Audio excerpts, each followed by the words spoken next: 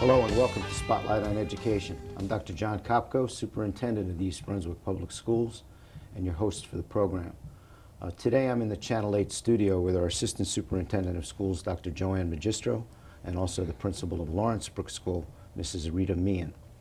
Our program today is intended to focus on primary assessment portfolios, and what I'd like to do is initially provide our audience with a definition. So maybe JoAnn, you could tell us what are primary assessment portfolios. Dr. Kopko, it's actually a process that each teacher uses to assess the development of individual children using authentic pieces of work. It actually allows us to put assessment first so that teachers can plan daily instruction based on where kids are and where they should be going. Really, when and also why did we decide to use assessment portfolios? Well, several years ago, actually between the years of 1992 and 1994, the district had a task force which comprised of teachers, administrators, community members that looked into what we call developmentally appropriate for primary children, for early learners. And as an outgrowth of this group, the whole notion of authentic assessment was brought up, and felt that this was the most appropriate way to find out where our children are going and to move them along. And that's basically what developmentally appropriate practice is, finding where your children are and moving them on. And portfolio assessment really is the best method to do this. And it started in kindergarten, and over the last few years, this year in particular, we're beginning in first grade, implementing it next year in second. We do a whole year of piloting the pieces first before the teachers actually implement the portfolio in their classes. And how are they developed? They're developed by a group of teachers and administrators that actually do a great deal of research into what's appropriate documents to use to assess students, to find appropriate books to use with emergent readers, who have not, children who have not learned to read yet.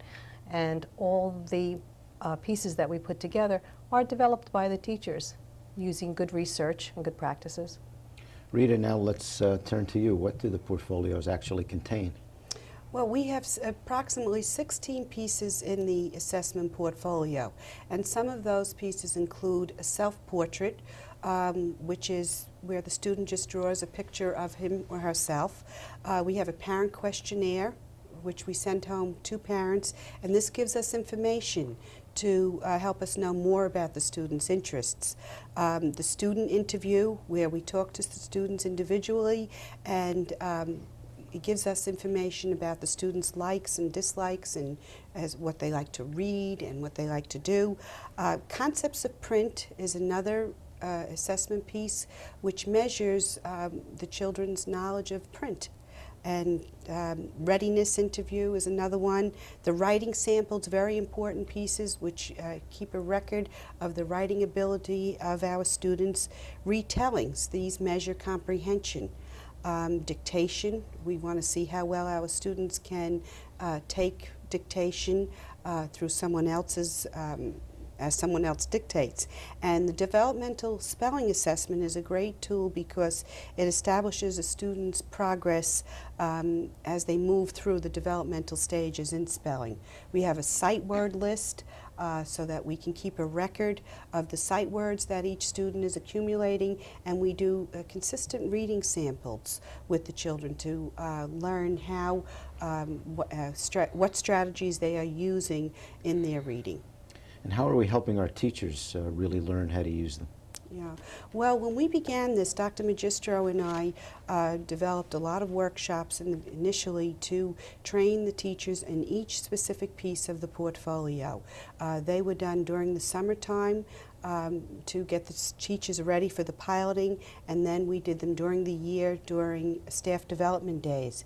As new teachers enter the district also, this has become now part of the new teacher training, and we want to make sure that they truly understand everything about the portfolio so that it can be used very smoothly in the classrooms. Well, we have tapes that have been taken, first of all, at a kindergarten class in Frost, and also a first grade class in Lawrence Brook, where students are actually working on a portion of their portfolio. Could you tell us who the teachers are and perhaps what, actually they're doing with these portfolios? You will see at Frost School Ms. Holly McCooch, who is a kindergarten teacher, and she'll be working with 2 students on concepts of print, which, as Rita mentioned, measures the understanding of print connections between letters and words. This particular document is given to kindergarten children at the beginning of the school year. It's also given to first grade students who may be having some difficulty or new students to the district. And basically what it does is hand a student a book and see what they know about words, sentences, how to hold a book, what the first word on the they're asked what the first word on the page is, what's the last word, to get an idea of directionality. We point at punctuation marks and ask if they know what they are. So in this process, the teacher gets a good idea if the child really understands what print is all about and what words are all about. And how about Lawrenceburg?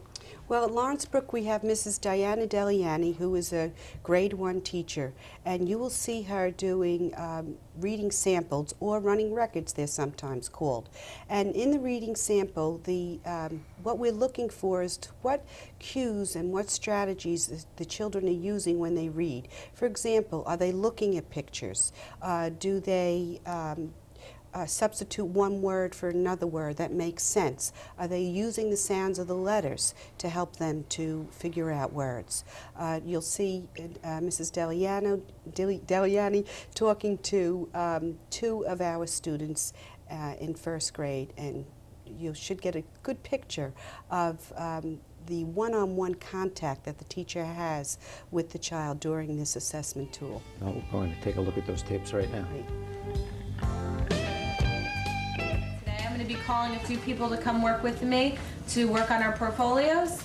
And the other centers that we can go to are the computer, we can go to the library and the felt board, and the doctor's office, the writing center. We can also go to the sand table, and then the math center. Can you point to the title? Super. Can you show me where the title page is? Excellent. And which page do we first read?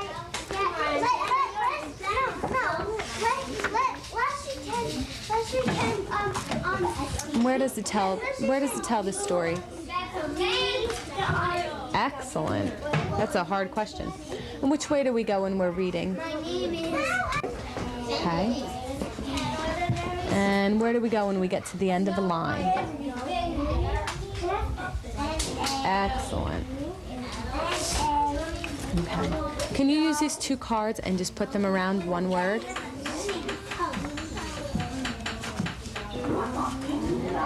Okay, what about just one letter? Excellent. Do you know what this is?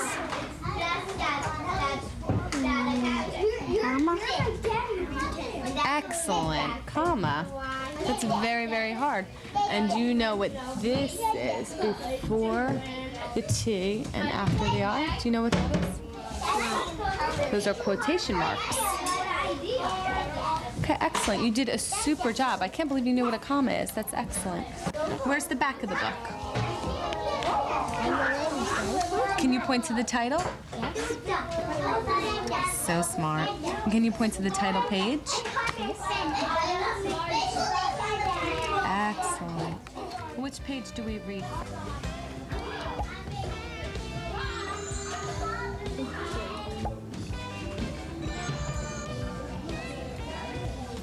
Click on this. No, we can't match.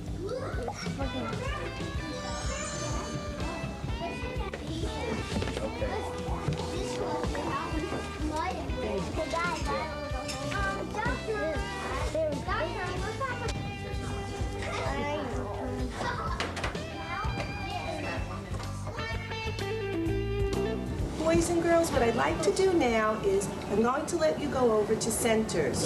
And I'm going to be working with a few children, and they're going to be reading to me, okay? I think we'll start our centers out by you going over to your own desk, and the work is there, and Alexandra's mom is here to help out if you need anything. in my bed. Did you ever see this one before, Carly? No. Okay. Hey, your browser there. There's room in my bed for my rabbit. Good. There's room in my bed for my dog. There's room in my bed for my teddy bear, Teddy. Good. There's room in my bed for my cat. There's room in my bed for my cow. Tell me what that story was all about. About a little boy and his stuffed animals in his bed. Okay. Anything else you want to tell me? No. Okay. You feel like doing one more? You know why I want you to do one more? Because you did so well. I want to see if you can do one more for me, okay? Can you read the title of that book to me? Okay, read it nice and loud. Super. Did you ever see this story before? Okay.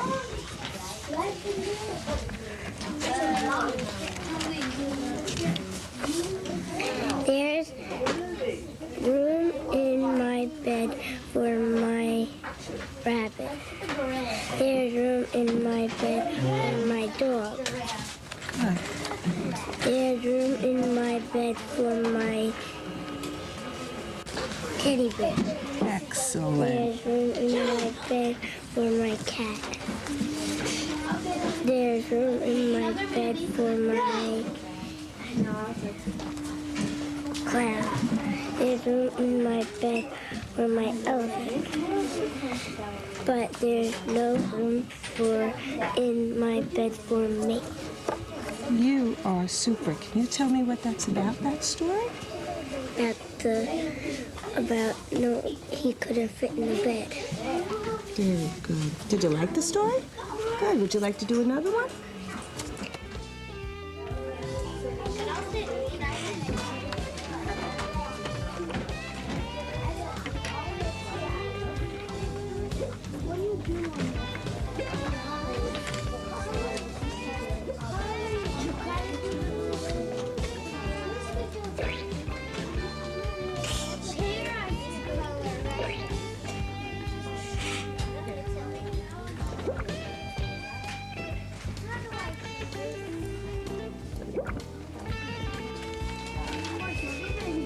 But the truth is, you need your family.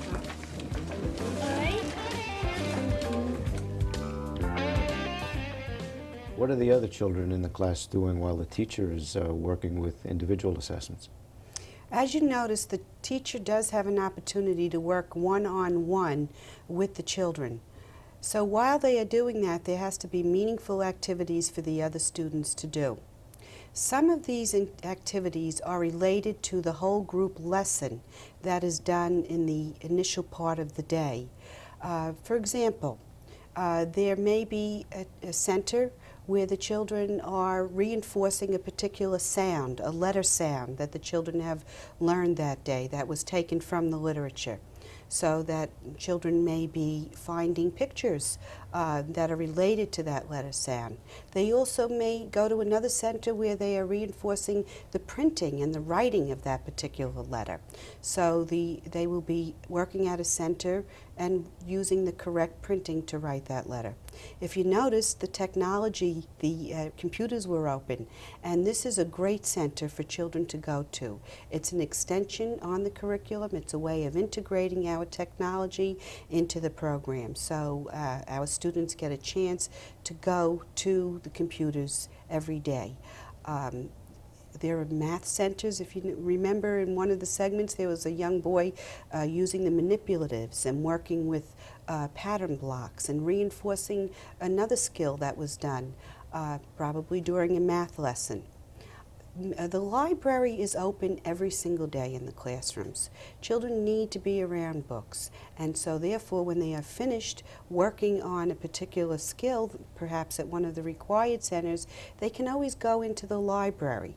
They sit there, they choose particular books that they like to read, something that's familiar with them that perhaps they read the day before. Listening centers are always open also, so that our children can tune in to a particular book, and it's another way and another approach to learning. Rather than always through visual, now they can hear and learn through the listening center. We also have the manipulative areas where math materials are available to the students so that they can go to them readily. So there are various centers all around the classroom. A lot of the teachers have all the curriculum areas designated. There perhaps would be a science area, a social studies area. If they're working on the community, they may have particular things out that the children need to expand and learn in that area. So every area of the curriculum can be available to our students. And it is a time for children to make choices. Young children need to make choices. They need to have opportunities to solve problems. This is a time when a lot of social interactions occur, and children are now learning that they need to work these problems out themselves and talk about them because they see that the teacher is involved. So it's a great opportunity for our young students. It's really very interesting. Could you tell us what our teachers' reaction has been to this method of assessment? Sure. Of course, as with any new thing that is entered into the curriculum, first they have to become comfortable with it and learn about it. And through our staff development, this has been done, and we've been trying to reinforce with our teachers all the necessary ways of doing the assessment pieces. What they have told me, though, is that they love the time with the students to work one-on-one. They are really getting to know their students more and more and more because it's a one-on-one interaction with them. And the children like it. They have a very special time with their teacher during the individual assessment pieces. Some assessment pieces, I must also add, are done in whole groups. So not every part of the portfolio is one-on-one. There are a couple of pieces that the teacher can do with the whole group. And they are enjoying it and finding it challenging. Well, one final question for both of you. How can parents really help their children with schoolwork in the primary grades? Well, the first things parents can do is to establish the importance of doing homework. This is one way to do this is to create a place in the home that is the same place every day that children can do homework. To have all the necessary tools there so that they are available and they don't have to be bothering you, the parent, every time that they sit down to do their homework. This gives the child the independence and the responsibility of them doing their homework independently. The parent's job is to make sure they check that it is done and that it is legible. Secondly, it's instead of asking your child that famous question, what did you do in school today, and then getting that answer that they always say, nothing, it's good to be very specific and say, for example, tell me what story your teacher read today. Who were the characters in the story? Tell me what happened in the beginning of that story, in the middle, and in the end of the story. And in that way, you're focusing them in. Another way you can get specific cues for the child is to use our ParentLink system. ParentLink is used every week in the schools. Teachers are leaving information in the primary grades that are important to cue in on, and you can take something from there and question your child about that. And lastly, I cannot emphasize enough, is to read, read, read to your child. Find ways of either you reading around your child, or letting them read to you, or you read to them. And make this a very special time with your child. Dr. Magistro?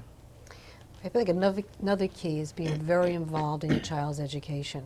Research has confirmed that a child's success and attitude towards school is directly correlated to the degree which their parents are involved in their education. And I realize how important that is and how difficult it can be. Being a mother of a 7 and a 10-year-old, I know how hectic life is at home. But it's very important for parents to show a real interest, a genuine interest in their child's education. It's important to find out what they're studying in school and to supplement that. For instance, if a child is learning about dinosaurs and there's a local dinosaur exhibit, it certainly enhances what the child's learning in the school setting by seeing these things and able to touch and feel and get involved in that. There's a book that the district puts out that's entitled Parents as Partners in Education, where each of our subject area supervisors actually give parents suggestions on how they can be involved in their child's education, how they can broaden and enhance the curriculum. And as Rita said, the most important thing is to read to and with your child often, and to keep in mind that you are your child's first and most important teacher. Well, I'd certainly like to thank both of you for being here with us today and for talking about this assessment procedure, because I really think it does have the potential of providing our children with just such wonderful opportunities in the future as well. And I'd also like to commend you both for the leadership that you've demonstrated in this project. I mean, you've both been facilitators, encouragers, motivators, and I think that's made a big difference to our teaching staff as well. So thank you both. To our audience, thank you for watching, and we certainly hope you'll be back and join us again next month for another edition of Spotlight on Education.